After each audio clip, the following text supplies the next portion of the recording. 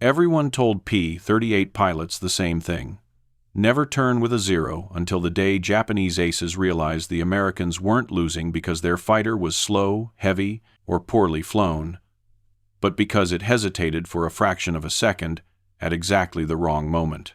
Inside that hesitation, hidden deep in the control system and stamped within specifications, was a flaw so small, so officially acceptable, that it condemned disciplined pilots to die while doing everything the manual demanded, and turned a superior aircraft into an easy prediction for men who knew its timing better than its pilots did. And in that moment, when that hesitation vanished, both sides finally understood why the zero had ruled the turning fight for so long, and why, almost overnight, it suddenly stopped. The rule was drilled into them long before they ever saw combat. Don't turn with a zero. Not once. Not ever. In classrooms, in briefings, in dog-eared manuals stained with coffee and sweat, the instruction was absolute. The Mitsubishi A6M0 could outturn anything the Americans flew. It was lighter, more agile, almost delicate in the air. If you tried to fight it on its terms, you died. Simple as that. The P-38 Lightning was never meant to play that game. It was a different kind of weapon. Twin engines, twin booms, heavy, powerful, fast. It climbed well. It dove like a stone. At altitude, it was untouchable. American Doctrine didn't ask pilots to outfly the zero, it asked them to outthink it. Speed over maneuver, altitude over aggression. One pass, one burst, then out. Dive from above. Fire, break away, climb back to safety, hit and run. On paper, it was flawless. Instructors showed diagrams of turning circles and energy curves. They explained how speed translated into life, how altitude was insurance, how patience mattered more than bravado. The Lightning, they said, didn't need to turn tighter, it only needed to choose when to engage. And the pilots believed it. They climbed into their cockpits believing they were flying the smarter machine, believing discipline would keep them alive, believing the men who designed the aircraft and wrote the manuals had already solved the problem for them. Then they reached the Pacific. Out there, Doctrine met heat, humidity, glare, and fear. It met enemies who had been fighting since 1940, men who had survived long enough to understand not just what the P-38 could do, but how it behaved when pushed. Ceros didn't chase Lightnings straight up. They didn't waste time trying to catch them in a dive. They waited. They baited. They showed just enough of themselves to tempt an American pilot into one extra correction, one extra adjustment, one moment where instinct took over from the checklist. And that was where the Lightning began to die. The first losses were written off as inexperience, new pilots, bad judgment, poor situational awareness.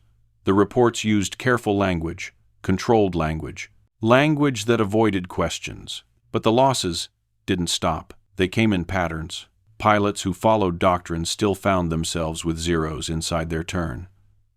Pilots who tried to disengage felt their aircraft lag just long enough for tracers to find metal. Wingmen watched friends do everything right, then disappear and fire. The briefings grew more urgent. The warnings grew sharper. The blame grew quieter, but heavier.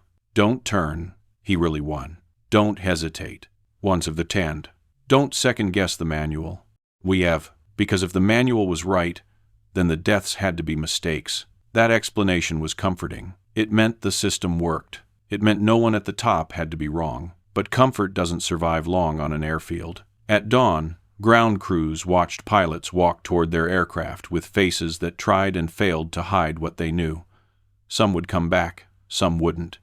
There was no way to tell which, not by rank, not by skill, not by confidence, only by timing. And timing, in the air, is merciless. A turning fight isn't about strength. It isn't even about geometry. It's about prediction, about knowing when the other aircraft will respond, when it will roll, when it will bite into the turn, when its nose will come around. Japanese pilots learned that timing. They learned that the P-38 didn't respond instantly at the edge of its performance envelope, that there was a heartbeat, almost nothing between stick movement and aircraft reaction. Not enough to notice in training, not enough to trigger alarms, but enough to anticipate, enough to fire. The pilots felt it, even if they couldn't name it. They described it differently. Some said the controls felt soft. Others said the aircraft felt heavy in hard maneuvers. A few said it felt like the airplane was thinking before it moved.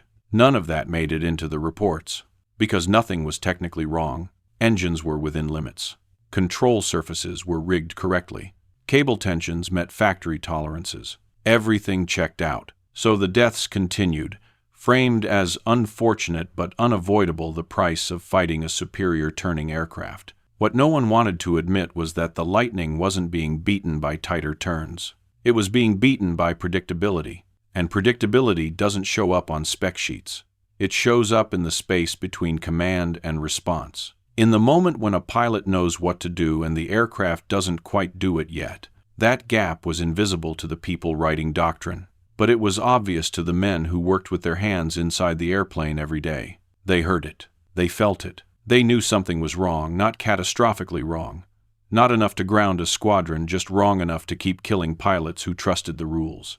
And as the summer wore on, and the list of names grew longer, one truth became harder to ignore. The Doctrine wasn't failing because it was wrong. It was failing because the airplane couldn't execute it fast enough. Something small was standing between intention and survival. And someone, somewhere on the ground, was going to have to decide whether following the rules was worth the cost. At first, the deaths felt isolated. One aircraft didn't come back from a sweep. Another returned with holes torn through metal that had looked flawless that morning. Pilots blamed themselves. Command blamed weather, surprise, inexperience. War, after all, was chaos. Someone had to lose. But chaos doesn't repeat itself this cleanly. By midsummer, the 5th Air Force had begun to notice something it didn't want to name. The losses weren't random. They clustered around the same moment in the same kind of fight. Not during reckless dives, not during desperate chases, but during attempts to disengage the exact maneuver the Doctrine depended on. Pilots dove in correctly. They fired. They broke away. And then the zero was still there. Not because it turned tighter, but because it arrived earlier than it should have. The radio transcripts started to sound familiar. Different voices. Same words. Controls feel sluggish. Is not will. Aircraft isn't rolling fast enough. Here's can't get out of the turn. When you read it, those transmissions rarely lasted long. Sometimes a wingman saved them. Sometimes no one did. The official paperwork told a different story. It always did. The phrase pilot error appeared again and again, like a stamp applied to grief. It was neat. It was convenient. It preserved the idea that the machine was sound and the system was intact. But on the flight line, convenience didn't survive contact with reality. Crew chiefs recognized the rhythm of it. They'd watch a pilot taxi out, sometimes joking, sometimes silent, then spend the rest of the morning pretending not to stare at the sky. When the formation returned short one aircraft, no one asked questions out loud. They didn't need to. The stories came back with the survivors. A zero that shouldn't have been able to cut inside that fast. A reversal that felt late. A roll that didn't bite when expected. None of it was dramatic enough to trigger alarms. It was just wrong. One pilot described it as fighting through mud. Another said it felt like the aircraft hesitated, just briefly, before obeying him. A third said he felt as if the zero pilot knew what he was about to do before he did it. That last one stayed with the mechanics.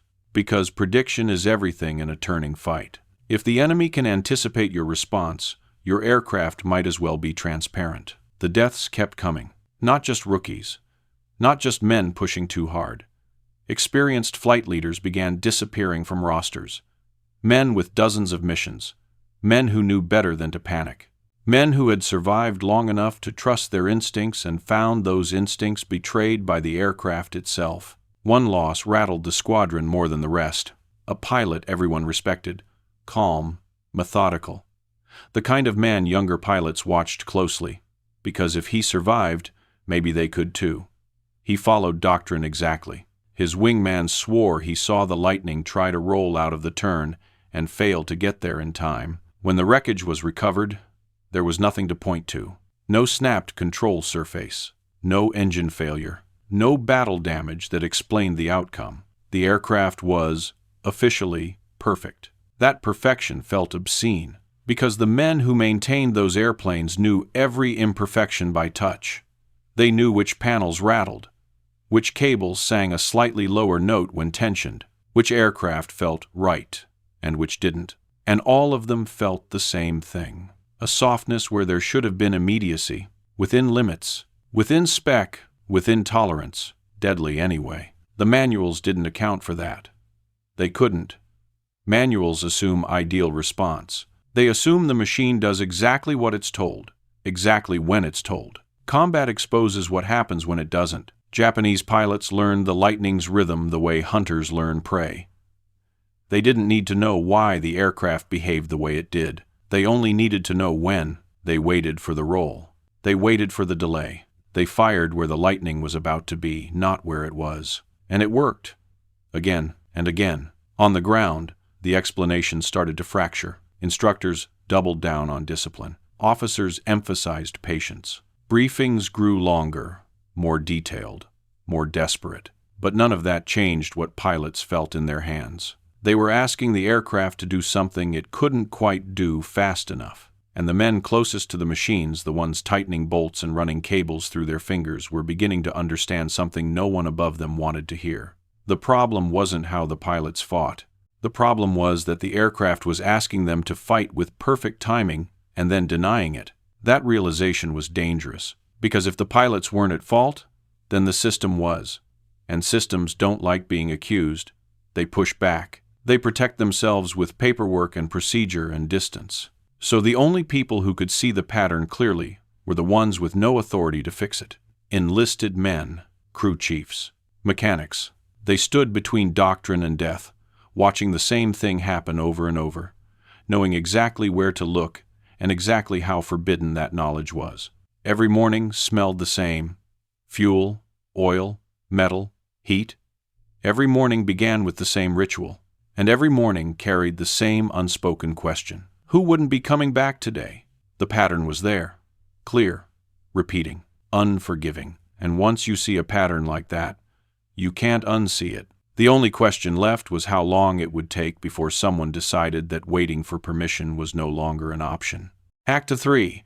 The Men Who Felt the Airplane is approximately equal to 900 words. Point of view, shift to the ground. Tactile, intimate, quietly tense. Pilots talked about airplanes in the language of speed and fear. Mechanics talked about them in the language of touch. They didn't argue about tactics in briefing rooms or draw diagrams on chalkboards. They worked with grease under their nails and sweat running down their backs, crouched inside metal skins that were still warm from the sun. They knew an aircraft the way a carpenter knows wood, by resistance, by sound, by how it answered when you pushed it. To them, a P-38 wasn't a doctrine. It was a machine with habits. Every morning began the same way. Before the pilots arrived, before engines turned over, mechanics walked the line and laid hands on the aircraft. They opened panels, they checked fittings, they ran control surfaces by hand, feeling for smoothness, feeling for delay, and that was where the unease lived. In the control cables, a pilot felt the airplane through the stick. A mechanic felt it through tension, through the way a cable pulled back, through the moment it went taut, through the faint vibration when it moved over a pulley. They didn't need instruments to tell them something was off. Their hands already knew. The Lightning's control system was long and complex. Twin booms meant long cable runs. Long runs meant pulleys. Pulleys meant play. Not much. Just enough to be acceptable, just enough to pass inspection. The manuals called it tolerance. The mechanics called it slack. They noticed it during routine maintenance. When you pulled on the aileron cable, there was a brief, unmistakable softness before the resistance came. A tiny moment where nothing happened. Then the control surface moved. In most aircraft, that delay was meaningless. In straight flight, it vanished. In gentle maneuvers, you'd never notice it. At high speed, the forces overwhelmed it. But in a turning fight, low speed, high deflection, everything balanced on timing, that softness mattered. The mechanics didn't talk about it much at first, not because they didn't care, but because there was nothing to say. The tension values were correct. The rigging was clean. Everything was exactly as the factory intended. If you mentioned it to an officer, you got the same answer every time. Within spec, "We got of there." That phrase ended conversations. Within spec meant approved. Approved meant safe. Safe meant not your problem. So the mechanics went back to work, carrying the knowledge quietly. They were the last ones pilots saw before climbing into the cockpit. They handed up checklists, helped strap harnesses, exchanged a few words that pretended this was just another flight. Sometimes the pilots joked. Sometimes they didn't speak at all. After the aircraft taxied away, the mechanics watched. Not because they expected something to go wrong, but because they had learned not to look away. When a pilot didn't come back, the ground crews felt it in a way reports never captured. They had touched that airplane hours earlier. They had signed their names in its logbook. They had declared it fit to fight. And yet the same stories kept returning with the survivors. She wouldn't roll fast enough. That manned. Felt like there was a lag. "Das I have." Like the Zero knew where I'd be. Arreding. Those words hit differently when you'd felt the cables yourself. One crew chief started paying closer attention. Not officially. Quietly. He began listening to the sound the cables made when tensioned. A tight cable had a sharper note when plucked, like a wire pulled taut on a musical instrument. A looser one sounded duller. All of them sounded slightly dull. Individually, it meant nothing. Collectively, it meant everything. The problem was that mechanics weren't allowed to think that way. Their job wasn't to diagnose doctrine or redesign aircraft. Their job was to follow procedures, apply torque values, and sign forms. Innovation was something that happened elsewhere, by people with ranks and degrees and authority. Field modifications to flight controls were forbidden, not discouraged. Forbidden, because if a control failed in the air, there was no recovery, no second chance. Whoever touched it last would carry the blame. That fear was real. Court-martial real. Prison real. And still, the deaths kept coming. Every loss tightened the knot. Every morning felt heavier than the last. The men on the ground weren't just maintaining aircraft anymore. They were watching a pattern unfold and being told to ignore it. They knew the pilots trusted the machines, trusted that when they moved the stick, the airplane would obey without hesitation. That trust was sacred. It was the only thing standing between a man and gravity at 20,000 feet. And the mechanics knew that trust was being betrayed by something so small it barely existed on paper. They didn't need to see a crash report to know what was happening. They could feel it in their hands every time they ran the controls. That brief nothingness before resistance. That half heartbeat where the aircraft waited. It wasn't a dramatic failure. It wasn't broken. It was worse than that. It was almost good enough. And almost gets people killed. The men who felt that truth didn't have the power to change it. They didn't have the authority to argue with engineers thousands of miles away. All they had was proximity to the aircraft, to the pilots, to the consequences. They stood in the middle, watching rules protect themselves while men died quietly for obeying them. Sooner or later, that kind of knowledge forces a decision. Either you keep your hands clean, or you do something you were never supposed to do. The mistake everyone made was thinking air combat was about turning tighter. It wasn't. It never had been. A turning fight is a timing problem, long before it's a geometry problem. Two aircraft can fly identical circles in the sky and still end with one pilot dead because one machine arrives at the next position a heartbeat earlier than the other. That heartbeat is where kills live. Japanese pilots understood this instinctively. They didn't measure angles or calculate radii in the air. They watched noses, wings, shadows. They learned how long an enemy aircraft took to answer a command. Once you know that, you don't chase, you wait. The Zero didn't beat the P-38 by being stronger. It beat it by being predictable. Or, more accurately, by making the lightning predictable. When a pilot moves the stick, he expects the aircraft to respond instantly. Not eventually. Not within tolerance. Instantly. The moment that expectation breaks, even slightly, the pilot loses the initiative. And initiative, once lost, rarely comes back. Inside the P-38, the problem was invisible. There was no broken part, no snapped cable, no obvious failure. The control system worked exactly as designed, and that was the problem. The aileron cables ran a long path through the aircraft. Long paths require pulleys. Pulleys require allowance. Allowance creates slack. The factory allowed it. The engineers signed it off. The numbers said it was fine. On a drafting table, it was. In combat, it wasn't. That slack didn't delay the aircraft by seconds. It delayed it by fractions. But fractions are everything when two pilots are reacting to each other in real time. Here's what actually happened in a turning fight. A Zero pilot commits to a turn. The American sees it and responds. He moves the stick. But the aircraft doesn't roll yet. Not because it won't, because it hasn't. That tiny delay gives the Zero pilot something priceless. Certainty. He knows where the lightning will be before it gets there. He leads the gun, not where the aircraft is, but where it's about to finish moving. By the time the P-38 finally bites into the turn, the Zero is already firing. From the cockpit, it feels like the enemy is supernatural. Like he's reading your mind. Like he's always one step ahead. From the ground, from inside the airplane's skin, it's just slack. That's why training didn't catch it. Instructors didn't push aircraft into the margins where it mattered. Training fights were clean, controlled, predictable. The aircraft never lived at the edge long enough for that fraction of delay to surface. Combat lived there constantly. Low speed, high deflection, maximum stress. That's where tolerances stop being theoretical. And the men who worked on the aircraft understood that intuitively, even if they didn't explain it in equations.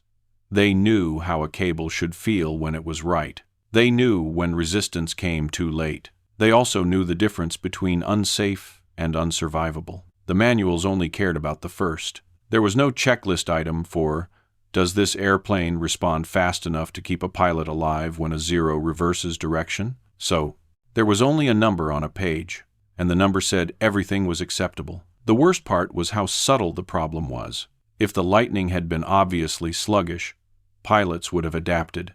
If it had been dangerously unstable, it would have been grounded. Instead, it lived in the most lethal space possible, just slow enough to be exploited, just fast enough to pass blame onto the man flying it. That's why the deaths looked like mistakes. From the outside, the pilots appeared late. From the inside, they were betrayed. Japanese pilots didn't need to understand American doctrine to win. They only needed to feel the rhythm of the aircraft. And rhythm, once learned, becomes a weapon. Every successful engagement reinforced their confidence. Every American loss reinforced the illusion that the lightning simply couldn't turn, that it wasn't meant to fight this way. But that wasn't the truth. The P-38 didn't lack maneuverability. It lacked immediacy. And immediacy is not something doctrine can give you. It has to be built into the machine. That was the realization forming quietly on the flight line, not in briefing rooms, not in reports, but in the hands of men who touched the airplane every day. They understood something no one else wanted to hear. You could train pilots perfectly. You could brief tactics endlessly. You could repeat the rules until they felt like religion. None of it mattered if the aircraft hesitated. And once you understand that, the question stops being technical. It becomes moral. Because if the flaw is small enough to ignore, but deadly enough to kill, how many men have to die before ignoring it becomes a choice? At some point, someone has to decide whether within specification is an acceptable answer. When the specification is written by people who don't watch pilots walk out to their aircraft knowing they might not come back, that decision was coming. And when it did, it wouldn't be made by engineers or officers or committees. It would be made late at night, alone, by someone who understood exactly how small a change could mean the difference between a name on a roster and a body in the jungle. By the time the problem was understood, it was already untouchable. Not because it wasn't real, but because it lived in the worst possible place, between responsibility and authority. On paper, the P-38 was sound. The numbers backed it up. Every inspection returned the same verdict. Control tensions were within limits. Rigging was correct. No deviation from factory design. No grounds for action. And without grounds, there was no permission. The Army Air Forces didn't fear innovation. They feared uncontrolled innovation. Flight controls weren't like radios or gun mounts. You didn't experiment with them in the field. One unapproved change could mean structural failure, loss of control, a dead pilot with no enemy in sight. If that happened, blame didn't rise upward. It dropped. Hard, The last man who touched the system would answer for it. Not with a reprimand, with a court-martial, possibly prison, almost certainly the end of his career. Everyone on the flight line knew that. So when mechanics talked about the slack, they talked quietly. When they thought about solutions, they stopped themselves halfway through the thought, because thinking wasn't the problem. Acting was. The structure made sure of that. Engineering decisions were made thousands of miles away. Changes required testing, documentation, approval, shipping. Time measured in months, sometimes years. That made sense in peacetime. It made sense in factories and offices. It made no sense when men were dying weekly. But the system wasn't built for urgency. It was built for control. Officers understood this. Some privately admitted something felt wrong. But admitting that officially meant questioning factory tolerances, design assumptions, and doctrine itself. That kind of admission carried consequences of its own. It was easier to say, pilot error. Many, cleaner, safer. Because pilot error didn't demand change. It demanded correction, more training, sharper discipline, stricter adherence to rules that already existed, and those rules were sacred. The manuals weren't suggestions. They were contracts. Between designers and pilots. Between command and consequence. If something went wrong while following them, the blame could be managed. If something went wrong while breaking them, it couldn't. That's why the deaths were tolerated. Not publicly, not proudly, but bureaucratically. Each loss was tragic. Each funeral was sincere. But none of them, alone, were enough to outweigh the risk of allowing unauthorized modification to a flight control system until you stood close enough to see the pattern. The men on the ground did. They watched pilots follow the rules and die. They watched doctrine ask the impossible from a machine that hesitated. They watched paperwork protect itself while grief accumulated in quiet, personal ways, an empty bunk, a packed footlocker, a name scratched from a chalkboard, and they were told, implicitly and explicitly, to accept it. This is how war is. Well, this is the cost. End quote. This is not your decision to make. When P.S. But those words ring hollow when you're the one who hands a pilot his parachute in the morning. The deeper problem was that the system didn't recognize partial failure. Either an aircraft was unsafe or it wasn't. Either it met specifications or it didn't. There was no category for technically correct but tactically lethal. I hope and hope. So the lightning existed in a blind spot. Good enough to fly, not good enough to survive. And no one with authority wanted to open that door, because once opened, it couldn't be closed. If you admit that a fraction of an inch delay can kill pilots, what else might be hiding in tolerances? What other assumptions might fall apart under combat stress? Better to leave it buried. Better to insist the men weren't flying correctly. But denial has limits, because eventually, the question stops being abstract. It becomes personal. A pilot comes back shaken. Another doesn't come back at all. A crew chief recognizes the serial number before command does. And then one day, a pilot doesn't ask about doctrine or tactics or probabilities. He asks a simpler question. Is there anything you can do? And was. Not officially, not safely, not with permission, but anything. That's when the system's logic collapses. Because now the choice isn't between regulation and innovation. It's between obedience and watching another man die knowing you could have tried something. And once that choice presents itself clearly, no manual can make it go away. The system was designed to prevent mistakes. It was not designed to confront conscience. That confrontation was coming, late at night, away from officers, away from paperwork, in a hangar where the only witnesses would be metal, wire, and a man who knew exactly how small the change needed to be, and exactly how large the risk would become the moment he made it. The question didn't come during a briefing. It came at night, when the airfield finally went quiet. Engines were shut down. Generators hummed in the distance. The tropical heat clung to everything, heavy and unmoving. The hangar lights cast long shadows across concrete stained by oil and fuel and time. A pilot stood there, helmet tucked under his arm, watching a mechanic work. He didn't say much at first. Pilots rarely did when they were afraid. They learned early that fear spoken aloud had weight. Once you gave it a name, it stayed with you. But eventually, he spoke. He didn't ask about tactics. He didn't mention doctrine. He didn't talk about zeros. He asked if the airplane could respond faster. Not fly faster. Not climb better. Respond faster. The mechanic didn't answer right away, because the question cut straight through everything they'd been pretending not to know. This wasn't a man looking for an advantage. This was a man looking for a chance. The pilot said he'd done everything right. He said he'd followed the rules. He said he'd watched friends die doing the same thing. And he said quietly that if something didn't change, he knew exactly how this would end. He didn't ask for permission. He asked for honesty. The mechanic looked at the airplane. He'd touched every part of it. He knew where the cables ran.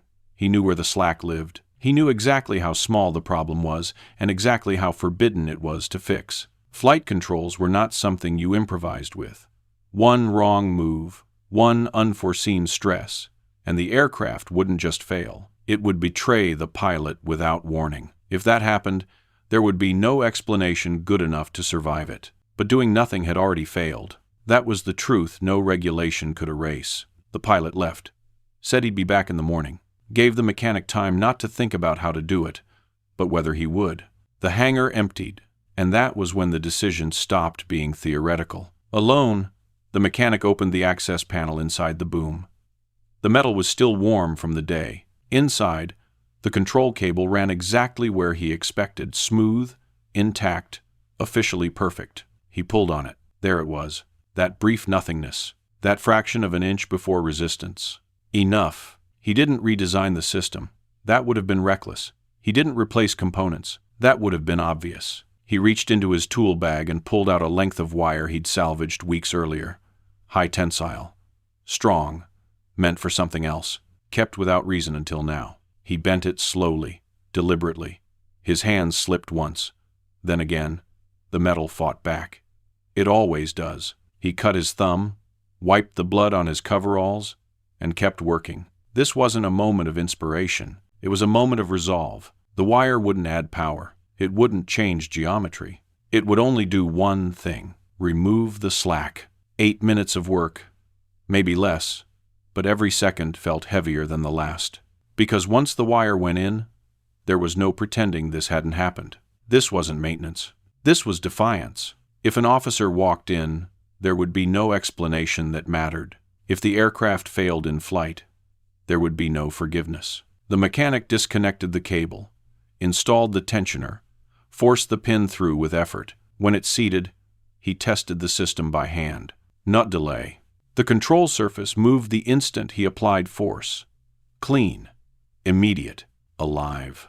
It felt right, which was the most dangerous part of all, because now he knew. He closed the panel, cleaned his tools, washed his hands until the grease and blood were gone. The hangar clock ticked toward morning. He didn't sleep. At dawn, the pilot returned. No speech, no explanation, just a nod. The aircraft rolled to the runway. Engines roared. The lightning lifted into the sky exactly as it always had. From the outside, nothing had changed. That was the point. The mechanic stood on the line and watched the aircraft disappear. Watched until it was just another shape against the light. Watched knowing that whatever happened next would define everything. If the pilot died, the mechanic would carry it forever. If he lived, that would be worse, because it would mean the deaths before this one had been preventable. The fight began far away, invisible from the ground.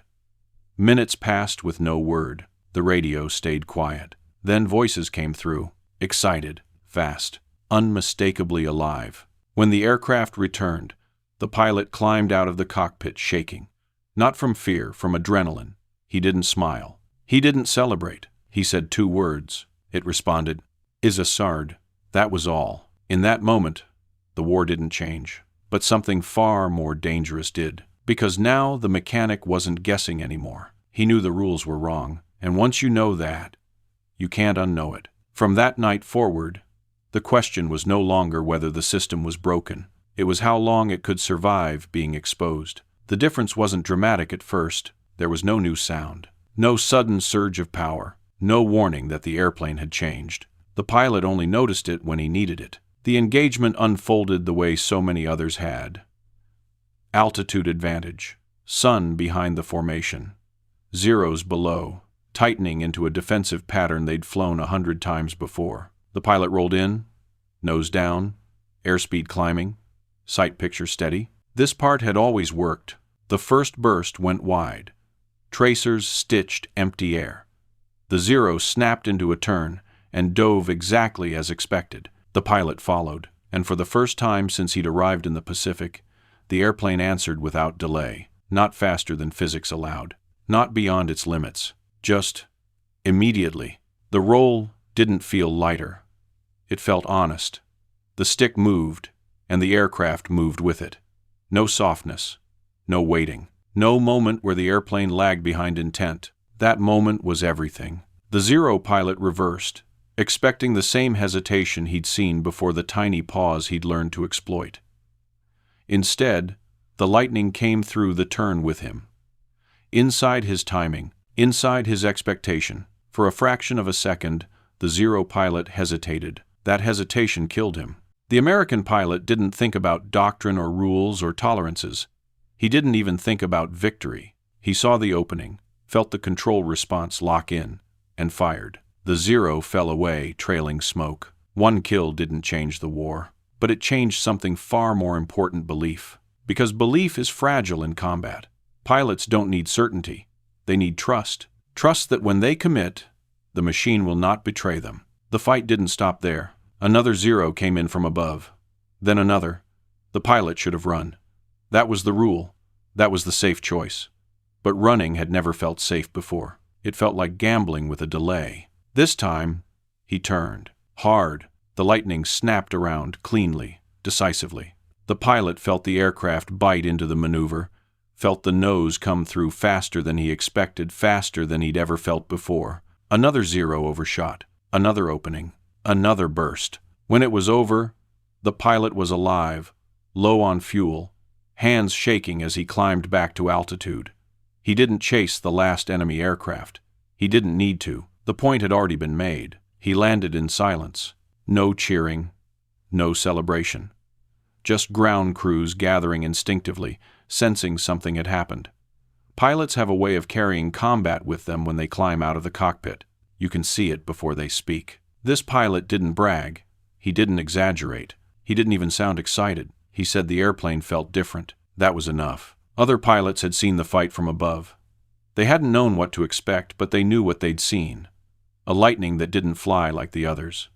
A roll rate that didn't match their experience.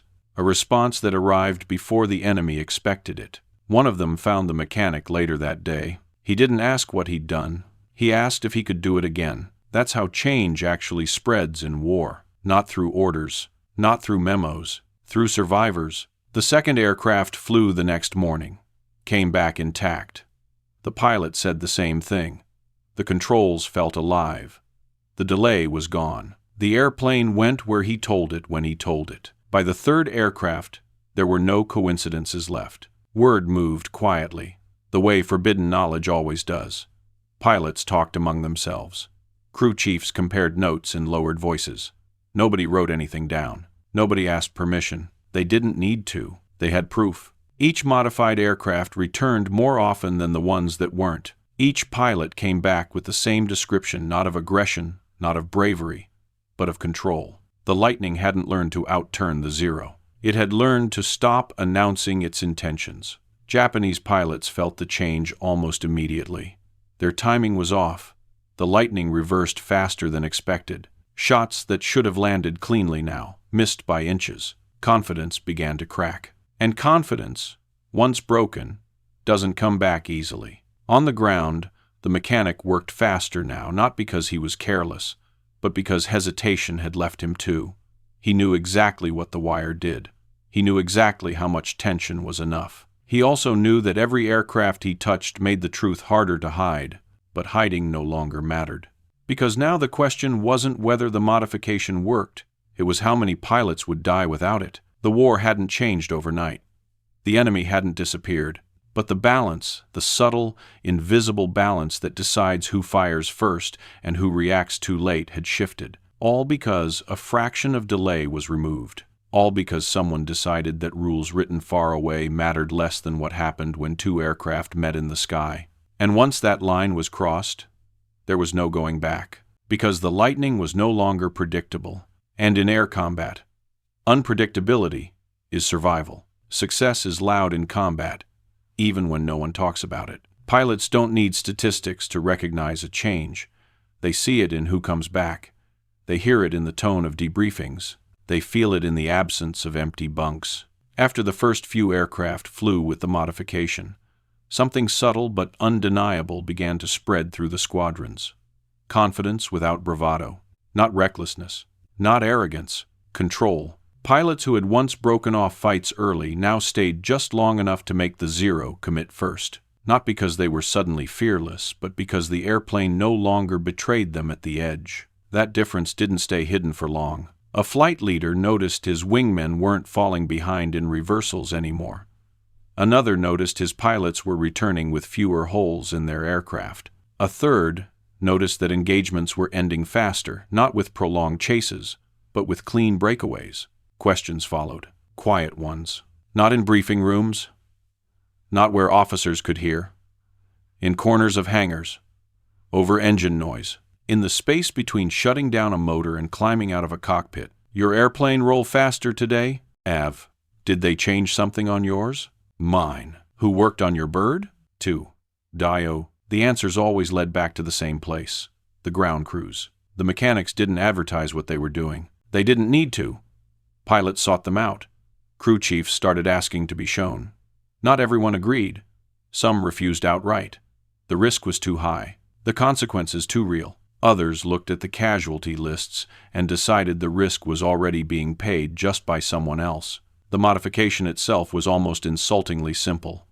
Cut the wire. Bend it. Install it. 8 minutes if you knew what you were doing. Remove it before inspections. Reinstall it afterward. No paperwork. No signatures. No witnesses. The fix spread from aircraft to aircraft. From squadron to squadron.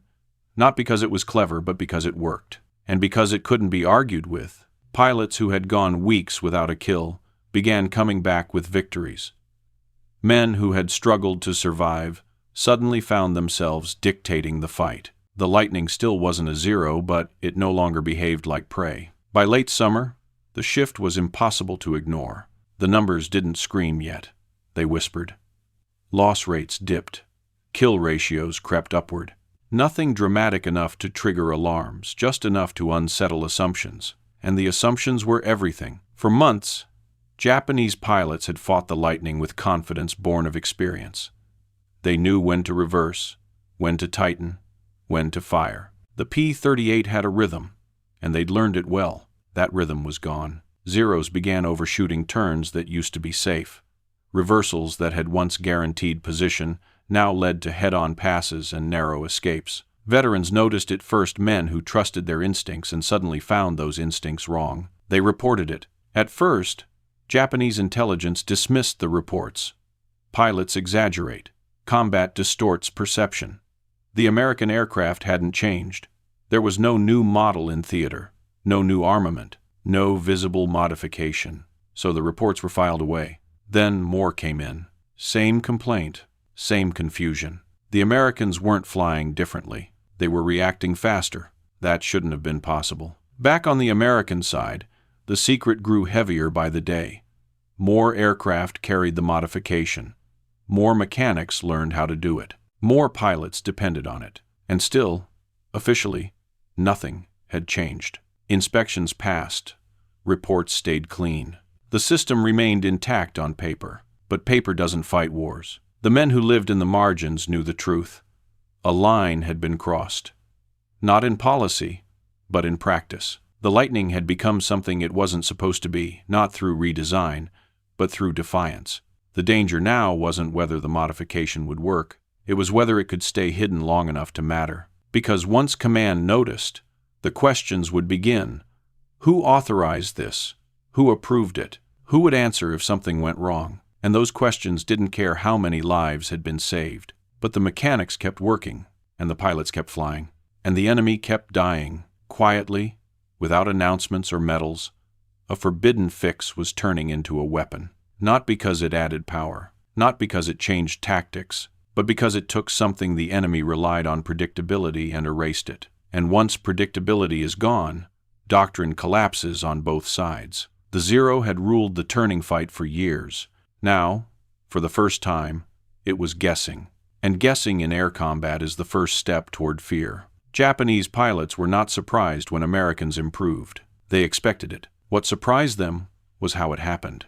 There were no new silhouettes in the sky, no unfamiliar engines, no change in armament that could be seen from a distance. The P-38 seconds looked the same as they always had, same twin booms, same long wings, same heavy presence in the air. But they no longer behaved the same way. The first reports came back uncertain.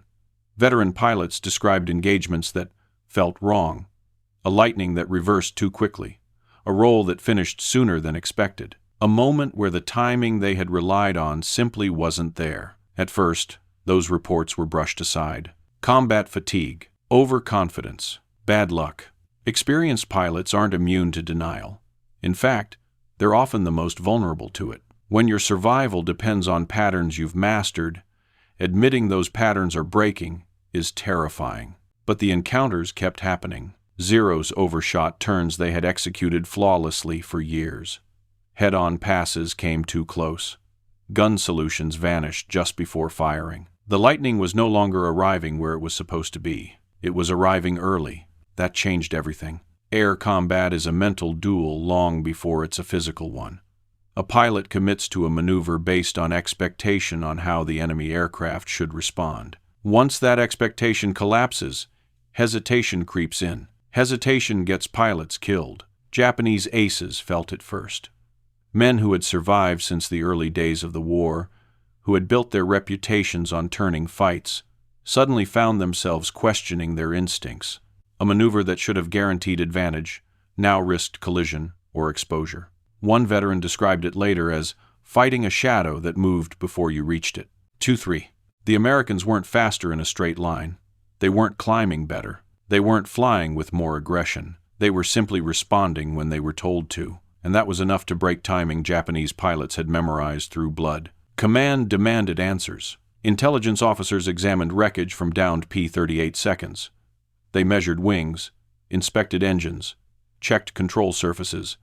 Everything matched known specifications. The aircraft were identical to the ones they had been fighting for months. There was nothing to counter. No new weakness to exploit. No new tactic to develop. And that uncertainty spread quickly. Pilots who once pressed attacks began breaking off earlier. They stopped committing fully to reversals. They hesitated where they once attacked without fear. Others tried to compensate with aggression, closing distance, forcing short-range engagements, taking risks that had once been unnecessary. Those pilots died faster. The Zero's greatest strength had always been confidence, the belief that if you could lure the enemy into a turning fight, you controlled the outcome. That belief had shaped every tactic, every engagement, every training flight. Now it was cracking. Orders began to change. Pilots were advised to avoid turning fights with P-38 seconds unless they had clear numerical advantage. That advice was quietly devastating. It meant abandoning the Zero's defining advantage and fighting on American terms: speed, altitude, firepower. In that kind of fight, the Zero was no longer king. The balance shifted without ceremony. Not because of a new weapon, not because of a technological leap, but because the enemy could no longer predict the American aircraft. On the American side, pilots didn't know how close the truth was to the surface. They only knew that fights were ending differently now, that Zeros broke away sooner, that engagements felt less desperate. On the Japanese side, pilots knew something had gone wrong, and not knowing what made it worse. You can't adapt to a change you can't see. That is the cruelest kind of advantage. By early autumn, loss rates told the story plainly. P-38 seconds were no longer dying at the rates they had in summer. The numbers didn't favor the Americans, dramatically not yet, but they had crossed a threshold. For the first time, the lightning wasn't merely surviving. It was dictating. And once that happens, confidence changes sides. The Zero had gone from hunter to equal and then, quietly, to something else. A machine that could no longer rely on its own mythology. All because a tiny delay had been removed. A delay the enemy never knew existed. A delay they could no longer exploit. a delay that had defined the fight until it didn't. In war, the most dangerous moment isn't when your enemy grows stronger. It's when the rules you've lived by stop working and you don't know why. That moment had arrived, and there was nothing the Zero pilots could do about it. Once the numbers began to shift, silence became impossible. Not dramatic silence, not alarms or accusations, but the kind that settles when reports stop matching expectations, when losses decline without explanation, when pilots return more often than they should. Someone noticed. They always do. Inspections became more frequent. Control systems were checked more carefully. Tension readings were taken twice, sometimes 3 times. The aircraft still passed. On paper, everything remained correct. That was the problem, because paper couldn't explain why the same pilots, flying the same aircraft, against the same enemy, were suddenly surviving. Eventually, an engineering officer followed the discrepancy instead of dismissing it. He noticed inconsistent readings that shouldn't have existed. Small ones, easy to overlook, but they repeated. He traced them back to the same squadrons, the same aircraft, the same ground crews. And then the question everyone had been avoiding finally surfaced. What changed? 217. No one answered at first. Not because they didn't know, but because knowing didn't come with protection. The mechanics understood exactly what would happen once the truth entered official channels. The solution would be evaluated, tested, sanitized, and the people who'd risked everything to implement it would be erased from the equation. That's how institutions protect themselves. When the modification was finally uncovered, it wasn't framed as defiance. It was framed as anomaly, something to be studied, not credited. Engineers were dispatched. Measurements were taken, stress loads calculated, flight tests conducted under controlled conditions. The conclusion was unavoidable. The modification was sound, safe, effective, something that should have existed from the beginning. So it was absorbed, quietly. The control system was refined in later production models. Official documentation, credited engineering review, and factory improvement. No mention of field mechanics. No mention of unauthorized changes. No acknowledgement of the months where survival depended on rule-breaking. That part was inconvenient, because acknowledging it would mean admitting something the system couldn't afford to admit, that the solution didn't come from the top down. It came from the ground up, and it came at the cost of men who didn't live long enough to benefit from it. The pilots who survived went on to finish the war. Some became aces, some became commanders, some went home and never flew again. They carried the knowledge quietly that survival had come not from obedience, but from someone willing to step outside the rules. The mechanics went back to being mechanics. No medals, no commendations, no footnotes. Their names didn't appear in reports. Their actions were reduced to design evolution. The war moved on, as wars always do, leaving behind cleaner stories that fit neatly into manuals and museums. History prefers those stories. They're easier to tell, but the truth remained, buried under layers of official language. The lightning didn't become deadly because doctrine improved. Doctrine stayed the same. What changed was that, for a brief and dangerous window, people closest to the problem stopped waiting for permission. And that choice saved lives. The war ended. Files were closed.